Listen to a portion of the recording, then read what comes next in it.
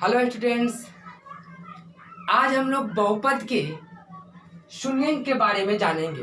पिछले लेक्चर में, mathematics lecture में हम लोग बहुपद का शून्यंक के बारे में बोले थे कि बताएंगे। पिछले लेक्चर बहुपद में हम लोग बहुपद जाने थे, बहुपद का घात जाने थे और बहुपद का शून्यंक जाने थे। आज हम लोग बहुपद का शून्यंक जानेंगे, ठीक ना। तो आते हम लोग कि बहुपद का शून्यंक क्या होता है, इसके बारे में अच्छी तरीक़ा से स्टडी करेंगे और बहुत अच्छे तरीक़े से समझे कि सरल तरीक़ा से कि बहुपद का शून्यंक क्या होता है। देखो, वो बहुपद का शून्यंक होता है, मान के चलो कि मेरे पास x² - 1 कोई बहुपद है। बहुपद का शून्यंक निकालने के लिए बहुपद के बराबर 0 किया जाता है। मतलब कि हम बोल सकते हैं कि बहुपद के चर के जिस मान के लिए, बहुपद में उपस्थित चर के जिस मान के लिए बहुपद बराबर क्या हो जाए, 0 हो। यानी बहुपद के बराबर अगर हम 0 लिख दें तो जो x का वैल्यू आएगा, चर का जो मान आएगा चर का, वही बहुपद का क्या कहलाता है, शून्यंक कहलाता है। फॉर एग्जाम्पल देखते हैं कि ये बहुपद मेरा था, हम बहुपद बराबर क्या कर दिए, 0 कर दिए, ठीक ना। तो जो x का वैल्यू आएगा, मान आएगा, वही बहुपद का क्या कहलाएगा, शून्यंक कहलाता है। जैसे इसको अब हम लोग करें तो x² इक्वल टू, इधर प्लस में तो उधर, इधर माइनस में तो उधर जाकर प्लस में हो जाएगा, और ये स्क्वायर में हुआ तो उधर जाकर कितना में चल जाएगा, रूट में चल जाएगा। हमको पता है कि जब कोई भी संख्या यानी नंबर पूर्णांक से, यानी कोई भी अंक पूर्णांक अगर वो रूट से बाहर निकलता है तो रूट से बाहर निकलता है तो प्लस माइनस में निकलता है। क्या निकलता है, रूट से बाहर। एक का तो एक ही होता है वर्गमूल, तो प्लस और माइनस दोनों में निकलता है। इसका मतलब x का वैल्यू प्लस में होगा और माइनस में होगा। यही बहुपद का क्या हो गया, शून्यंक हो गया। तो बहुपद का शून्यंक हम लोग, सॉरी यहाँ पे 1 होगा, ठीक है। बहुपद का शून्यंक हम लोग देखे कि बहुपद में उपस्थित चर के जिस मान, यहाँ पर देखो बहुपद में उपस्थित चर है, चर के एक विशेष मान के लिए बहुपद बराबर क्या करना पड़ता है, 0 करना है। यानी बहुपद के बराबर हम 0 कर दें तो इसका चर में एक विशेष मान निकलता है। जैसे x बराबर 1 और -1 निकला। यही x 1 और -1 बहुपद का क्या कहलाता है, शून्यंक कहलाता है। एक चीज हम लोग को यहाँ पे देखने को मिला, क्या देखने को मिला कि x² यानी इस बहुपद का घात कितना था, 2 था। तो यहाँ पर देखो शून्यंक भी कितना निकला, 2 निकला। यानी x² - 1 का जो शून्यंक निकला वो 1 और -1 निकला। तो यहाँ पे बहुपद का घात 2 था तो शून्यंक कितना निकला, 2 निकला। 3 रहेगा तो 3 निकलेगा, 1 रहेगा तो 1 निकलेगा। जैसे रैखिक के लिए हम लोग देखते हैं x + 1 इक्वल टू 0, यानी बहुपद बराबर हमेशा 0 करेंगे। जो px का वैल्यू, p का x का मतलब पॉलिनोमियल्स का मतलब बहुपद को डिनोट करता है, ठीक है, px या qx जो भी है। तो px + 1 इक्वल टू बहुपद, क्योंकि हमको शून्यंक निकालना, तो x + 1 बराबर कितना, 0। तो x बराबर कितना होगा, इधर प्लस में तो उधर जाकर माइनस में। तो देखा नहीं कि ये दोनों में किस चीज का फर्क है, दोनों में एक चीज की फर्क है कि ये द्विघात था और ये क्या था, रैखिक था। तो रैखिक के लिए 1 निकला और द्विघात के लिए 2 निकला। इससे हमको पता चल रहा है कि बहुपद में जितने घात होते हैं उसका शून्यंक उतना ही निकालता है। फॉर एग्जाम्पल 3 घाती बहुपद का कितने शून्यंक होंगे, 3 होंगे। 4 घाती का 4 होंगे, 5 घाती का 5 होंगे। जितने घाती बहुपद होंगे उसका शून्यंक भी उतना ही क्या होगा, निकलता है। ये बात को ध्यान में रखना। ऑब्जेक्टिव में अगर, एग्जाम में अगर आ जाए कि एक घात वाले बहुपद यानी रैखिक बहुपद का कितने शून्यंक होते हैं, तो 1 होते हैं। कब है, क्योंकि हमको पता है कि रैखिक बहुपद का 1 घात होते हैं, तो जितना घात होगा उतना ही क्या निकलेगा, शून्यंक निकलेगा। चलो, तो यहाँ पे हम लोग बहुपद का शून्यंक जाने। बहुपद का शून्यंक क्या होता है कि बहुपद में उपस्थित चर के जिस मान के लिए बहुपद बराबर 0। एक बार फिर से, बहुपद में उपस्थित चर के जिस मान के लिए बहुपद बराबर 0 हो उसे बहुपद का क्या कहते हैं? शून्य अंक कहते हैं। और यही डिफिनेशन है। कोई डिफिनेशन पूछे तो बोल देना, ठीक है। चलो हम लोग आगे की ओर आते हैं। बहुपद का शून्य अंक जान गए, ठीक है। अब दिखना होगा बहुपद का शून्य अंक हो गया। अब बहुपद का कुछ रूप होता है, जैसे हम द्विघात बहुपद को कैसे चिह्नित कर सकते हैं, मतलब दिखा सकते हैं, मतलब एथी के तौर पे एक डिनोशन जिसको हम डिनोट कर सकते हैं। जैसे बहुपद को बहुपद द्विघात बहुपद को कैसे डिनोट करेंगे, त्रिघात बहुपद का कैसे डिनोट करेंगे, ठीक ना। चारघाती बहुपद को कैसे डिनोट करेंगे, ठीक ना। जैसे देखो, रैखिक बहुपद को हम लोग ऐसे डिनोट करते हैं। रैखिक बहुपद को क्या, ax plus b, ax plus b, ax plus b ये रैखिक बहुपद का, ठीक ना, क्या बोलता है, सूचित किया जाता है। मतलब रैखिक बहुपद को इससे, ठीक ना, बीजीय व्यंजक के फॉर्म में इसको इस तरीके से लिखा जा सकता है, यानी ax प्लस बी के फॉर्म में ये रैखिक बहुपद का डिनोशन है, ठीक ना, डिनोट किया जाता है। और द्विघात के लिए, द्विघात बहुपद के लिए ax square plus bx plus C, ठीक है। बोलेगा कि निम्नलिखित में द्विघात बहुपद है, ये 4 को ऑप्शन दिया रहेगा, इस टाइप का और इस टाइप का, ax cube plus bx plus C square और cx प्लस डी। यहां पर ध्यान दो, तो ये 3 को दिया रहेगा, बोला कि इसमें से कोई नहीं, या ax, यहाँ देखो,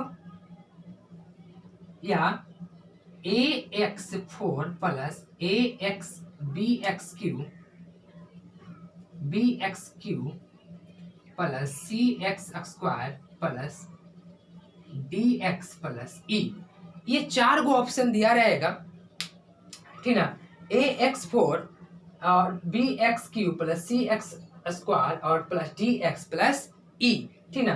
तो ये 4 ऑप्शन में, ठीक ना, ये जो है रैखिक बहुपद का है, और ये द्विघात बहुपद का है, और ये 3 घात बहुपद का, और ये कितने घाती बहुपद का, 4 घाती बहुपद का, ठीक ना। तो द्विघाती बहुपद का, ये देखो द्विघाती बहुपद पूछे तो नहीं लग रहा, देखो ये 2 है, चर का घात कितना, 2 है, चर का घात 1 है, और यहाँ पे चर का घात 0 है। मतलब चर, जैसे द्विघाती बहुपद पूछ रहा है तो ax स्क्वायर प्लस bx, मतलब ax square plus bx plus c, मतलब देखो नहीं लग रहा कि ये जो घात है वो क्या हो रहा है, घट रहा, घात जो है क्या हो रहा, घट रहा, ठीक ना। इसी तरीका से हम लोग इसको डिनोट करते हैं, ठीक ना, द्विघात को और त्रिघात को और रैखिक को। चलो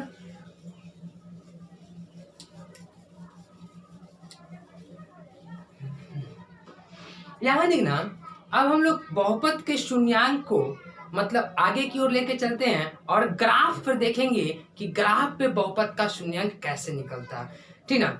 जैसे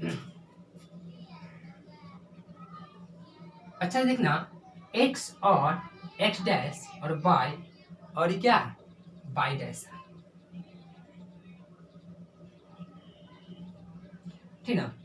हमको पता है कि ये x एक्सिस है और ये y एक्सिस है, ये x एक्सिस है और ये y एक्सिस है, और जहां पे दोनों एक्सिस का मिलान होता है, मतलब जहां पे, ठीक ना, दोनों एक्सिस, ठीक ना, अक्ष जो है दोनों अक्ष का मिलान होता है, इसको हम लोग मिड पॉइंट यानी मूल बिंदु बोलते हैं। क्या चीज, मूल बिंदु बोलते हैं, मूल बिंदु बोलते हैं। हम लोग ग्राफ पे शून्यंक निकालेंगे, इस पे यानी ग्राफ पे शून्यंक, ध्यान दो, या जो इसका निर्देशांक होता है वो 0 0 होता है। क्या होता है, 0 0 होता है, मतलब x भी 0 और y भी, मूल बिंदु का निर्देशांक 0 0 होता है। अब हम लोग को पूछ देगा वो ऐसे दे दे, ठीक ना, यहाँ पे हम क्या लेते हैं इसको, ऐसे दे दे कि बताओ ऐसे, और बोर्ड पूछ देगा कि पी एक्स का शून्यांक कितना होगा, पी एक्स का शून्यांक कितना होगा। कुछ करना है नहीं, पी एक्स पे बोला है ना, एक्स पे कितने बिंदु, एक्स ये जो लाइन है एक्स पर कितने बार कट कर रहा है, ध्यान दो कितने बार कट कर रहा है, एक बार, दो बार और ये तीन बार। मतलब एक्स पर जितने बार ये कट कर रहा है वही बहुपद का क्या हो जाएगा, शून्यांक। लेकिन एक्स पर क्या बोला, पी एक्स का, तो एक्स पे देखेंगे तो कितने बार हो गया, तीन बार। अब पूछते कि पी बाई का शून्यांक कितना होगा, ग्राफ ये दे दिया जाएगा इस तरीका से। अब पूछ देगा कि पी बाई का शून्यांक कितना होगा। तो अब बाई वाला देखो, बाई पर कितना है, किधर गया, बाई पर, यही ना बाई पर है, तो बाई पर कितना है, एक है, एक ही ना है बाई पे, तो यानी पी बाई का शून्यांक कितना होगा, एक होगा। ये ग्राफ पे हम लोग ग्राफ पर शून्यांक निकालेंगे, ठीक ना, इस तरीका से ग्राफ पे निकालेंगे कि पी एक्स का पूछ रहा तो एक्स पे देखेंगे, और बाई पे पूछ रहा तो बाई पे देखेंगे। कोई दिक्कत है नहीं। चलो एक और देख लेते हैं हम यहाँ पे। जैसे मेरे पास ग्राफ जो है एक्स एक्स डैश बाई और बाई डैश, यहां देखना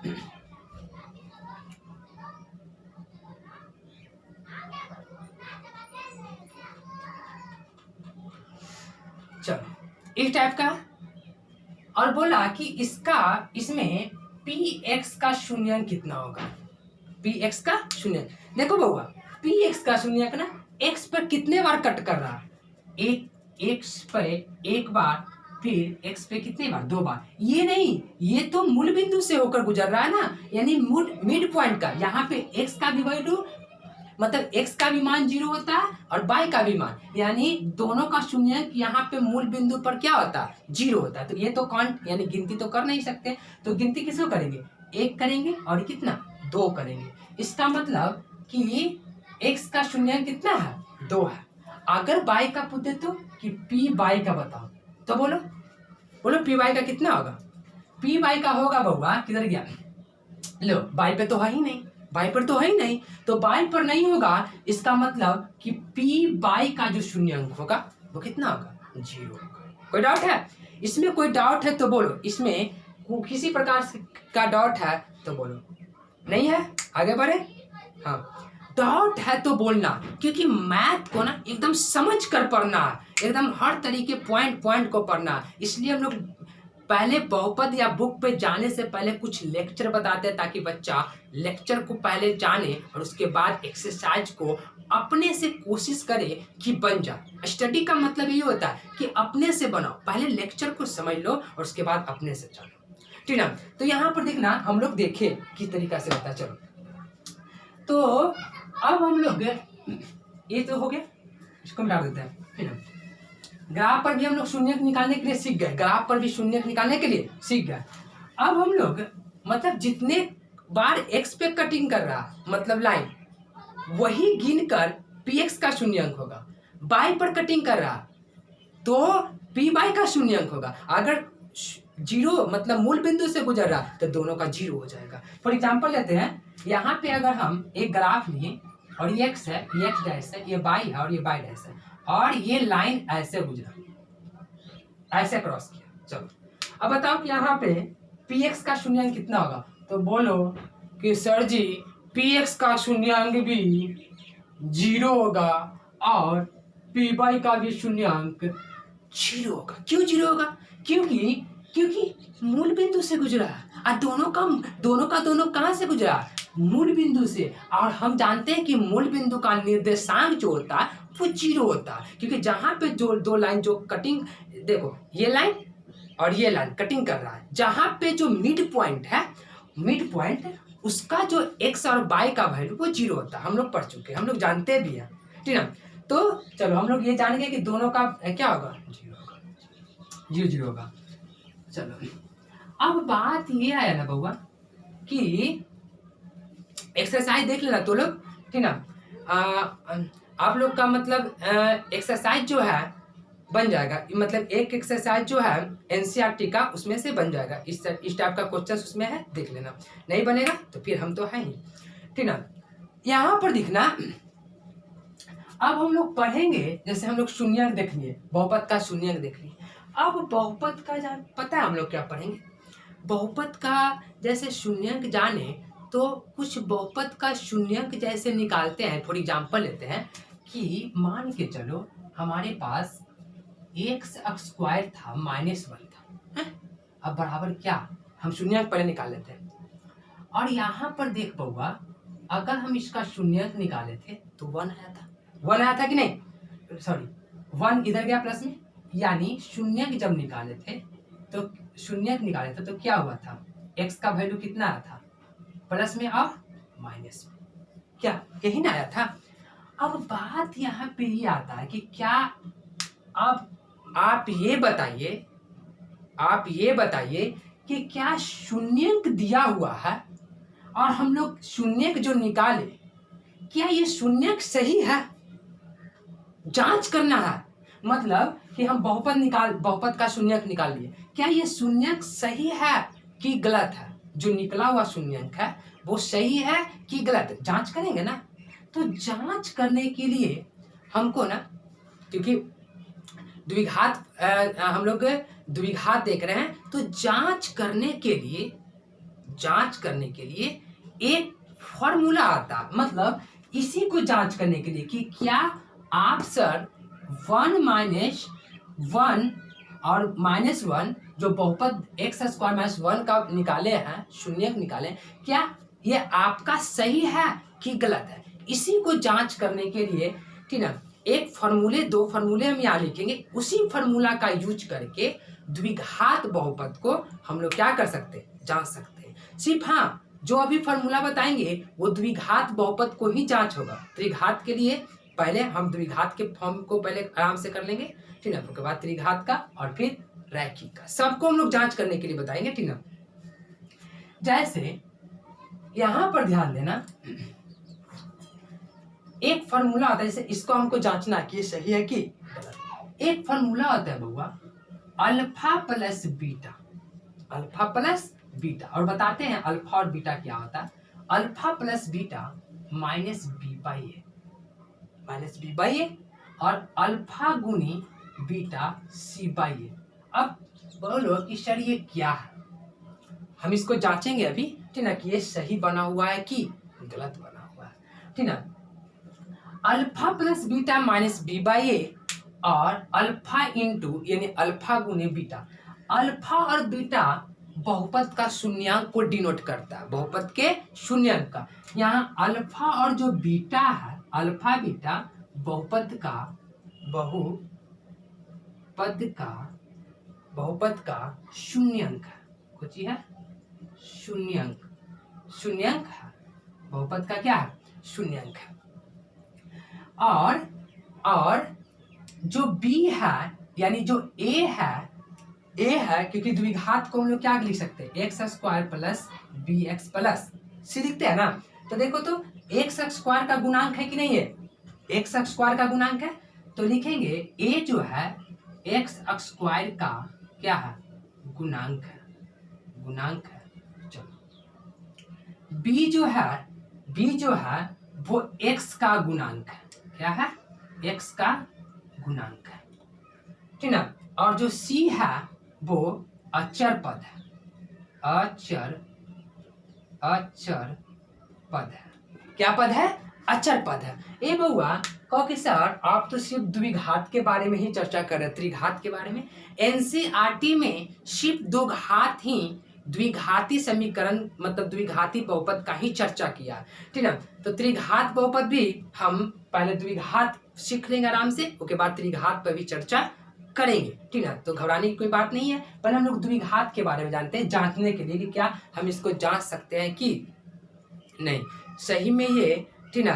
क्या बोलता, ये फॉर्मूले से रैखिक को भी जांच लेंगे और द्विघात को भी जांच लेंगे। क्या होगा, अल्फा और बीटा बहुपद का क्या है, शून्यंक है, बहुपद का शून्यंक को डिनोट कर रहा, और ए जो है एक्स स्क्वायर का गुणांक है, मतलब गुणांक का मतलब जो एक्स के साथ गुना में हो, मतलब एक्स स्क्वायर के साथ गुना में, तो एक्स स्क्वायर के साथ गुना में ए रहता है। इस हम फॉर्म बताए थे द्विघात का, अभी कुछ देर पहले बताए थे फॉर्म। तो एक्स स्क्वायर का फॉर्म, एक्स स्क्वायर का गुणांक ए है और एक्स का गुणांक बी है, और ये तो अचर पद है कि ना, क्योंकि ये अचर कुछ भी हो सकता है। अचर पद में 1 2 3 4 5 6 7 dot dot dot so on कुछ भी हो सकता है, ठीक है यहाँ पे। चलो, तो इतना चीज हम लोग देख लिए। अब हम लोग जांचेंगे कि क्या ये जो हमारा बना हुआ है वो सही है कि गलत है। मतलब किसी भी बहुपद का शून्यांक को निकाल लेंगे, कोई बहुपद दिया रहेगा, वो बहुपद के शून्यांक को हम लोग क्या कर देंगे, निकाल लेंगे, और शून्यांक को निकाल कर हम लोग जांचेंगे कि क्या हमारा शून्यांक सही है कि गलत है। वही चीज को हम बता रहे हैं यहाँ पे कि क्या वो शून्यांक सही है कि गलत है, ठीक है भगवान। चलो देखते हैं यहाँ पे, इसको हम लोग क्या करते हैं, इसको स्क्रीनशॉट ले लो, इतना दूर का स्क्रीनशॉट ले लो, ठीक है, ताकि अच्छा रहेगा, समझने में बहुत ही आसानी होगा। चलो नोट करो, यहाँ पर देखना, हम लोग जांच रहे हैं कि क्या ये जो हमारा बना हुआ है वो गलत है। एक जांच लेंगे, जितना भी है सबको सब जांचने के लिए आ जाएगा। जैसे चलो हम लोग जांच रहे हैं, चलो आराम से, वही फार्मूला जो भी फार्मूला लिखा है, क्या होता है बउआ, alpha plus beta. Alpha plus beta मतलब क्या चीज, शून्यांकों का योग, शून्यांकों का योगफल को दिखा रहा है अल्फा प्लस बीटा। हम इसी दोनों फार्मूले को यूज कर मतलब वही दोनों फार्मूला का यूज करके हम जांचेंगे। अल्फा प्लस बीटा का यूज करेंगे और अल्फा गुने बीटा का यूज करके, मतलब प्रयोग करके हम लोग जांचेंगे कि ये सही है कि गलत। चलो, अल्फा प्लस बीटा बराबर बराबर minus B by A, minus B by A, ठीक ना। तो देखो यहाँ पर अल्फा कितना है, क्योंकि अल्फा और बीटा शून्यंक है, तो शून्यंक यहाँ पे कितना आया, 1 आया, 1 आया। चलो बीटा कितना है बउआ, प्लस करेंगे, बीटा कितना है, -1 है, -1 है, equal to minus B by A. तो +1 प्लस माइनस कितना, plus minus, plus into minus, minus होता है पता है, -1 बराबर माइनस बी बाई ए। अब यहाँ देखो 1 में से 1 गया तो कितना, 0, और ये कितना बचा, माइनस बी बाई ए। कोई दिक्कत नहीं, इसके नीचे कुछ नहीं तो क्या है, 1 है। ध्यान दो, जो 0 है वो ऊपर वाला को डिनोट करता है, मतलब माइनस यानी b के बराबर 0 होगा और a के बराबर a। ऊपर वाला नंबर को, मतलब ऊपर वाला b है तो b बराबर 0 हो जाएगा, और नीचे वाला a है तो a बराबर 1। ये हमेशा के लिए रूल सत्य है, ठीक ना।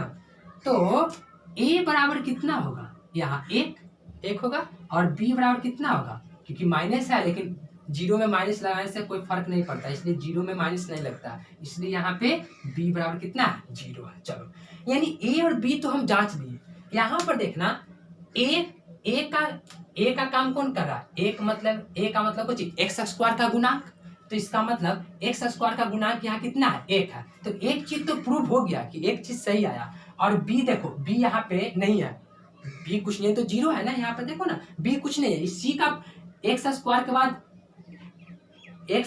के बाद चर और अचर वाला पद, यानी 3x या 5x कुछ भी होना चाहिए था bx का। इसमें bx का फॉर्म है ही नहीं, देखो ना, इसमें bx का फॉर्म है नहीं है, इसका मतलब bx यहाँ 0 है। तो देखो b का वैल्यू कितना आया, 0। तो यहाँ पे b है, देखो ना, a के बाद b होना चाहिए, क्योंकि यही ना होता है ax square plus bx plus c। तो देखो तो ax तो है ना, एक आगे कुछ नहीं तो 1 है, और bx है नहीं है, के छोटी अचर पद है ई वाला, यानी ई वाला है ही नहीं इसमें, तो मतलब 0 होगा, तो देखो 0 भी आ गया। चलो c के बराबर अगर हम -1 ला दे किसी भी हालत में, तो हमको मतलब ये चीज को प्रूफ कर देंगे कि जो बनाया हुआ है वो क्या है, सही है। तो देखते हैं हम लोग लाकर, चलो बनाते हैं हम लोग। क्या होता है, अल्फा इंटू बीटा, पहले ही वाला हम चेक कर लिए, अल्फा इंटू बीटा मतलब अल्फा गुने बीटा, यानी शून्यांकों का गुणनफल क्या होता है, c बाई ए। अभी हम फॉर्मूला देखे थे, c बाई ए। अल्फा कितना है, 1 है, और बीटा कितना, -1 है कि नहीं। अल्फा और बीटा, अल्फा बीटा दोनों शून्यांक है, बराबर c बाई ए। अब ध्यान दो, गुना करेंगे 1 - 1 तो कितना, -1 ही होगा। तो इसका मतलब c बाई ए, अब यहाँ पर ध्यान दो, c बराबर कितना है, -1 है। देखो ना ऊपर और नीचे कुछ नहीं तो 1 है ना, है?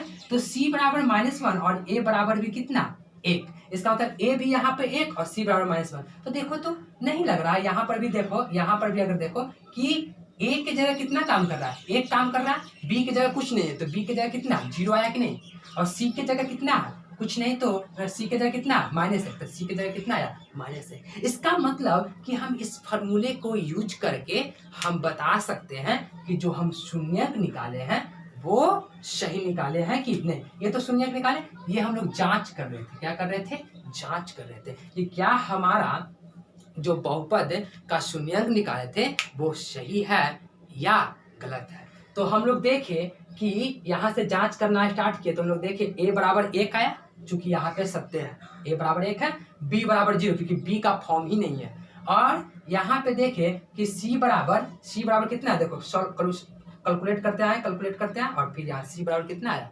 माइनस, ठीक ना। यहाँ पर देखना पहले ये लाइन को उतारना, फिर उसके बाद ये उतारना, फिर उसके बाद ये उतारना, ठीक ना। तो c बराबर कितना आया -1। इससे क्या पता चला कि जो हमारा बना हुआ है वो बिल्कुल सही है, यानी कि जांच भी हो गया, क्योंकि हमारा एनसीईआरटी बुक में ये चीज लिखा हुआ है कि निम्नलिखित द्विघात बहुपद के शून्यक निकालें और शून्यंकों की सत्यता की जांच भी कीजिए। तो यहाँ पे सिर्फ शून्यक निकालकर बच्चा छोड़ देता नहीं, उसको जांच भी करना, और यही फॉर्मूला से हम लोग जांच करेंगे। जब हम लोग एक्सरसाइज पे आएंगे तो इसका और प्रैक्टिस करवाएंगे, ठीक ना, ताकि दिमाग में बैठ जाए। चलो तो पहले इसको उतार लो ना, फिर यहाँ से लेकर ये वाला आना और फिर उसके बाद लास्ट में ये दिखाना, और इस यहाँ पे दिखा दो कि सही है कि नहीं। देखो ए भी मिल गया, बी भी कुछ नहीं तो 0 है, और सी की जगह कितना है, सी की जगह -1 है, यानी कि दिस इज ट्रू। और जो बनाया हुआ है वो बहुत, ठीक ना, एकदम मतलब जो बनाया हुआ है वो बिल्कुल सही है, जांच भी कर दी हम। चलो इसको मिटा देते हैं, स्क्रीनशॉट ले लो।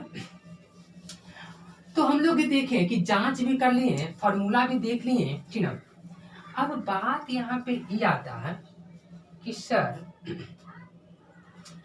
जैसे एक और लीजिए एग्जांपल में हम लेते हैं, जैसे 2x स्क्वायर -3x और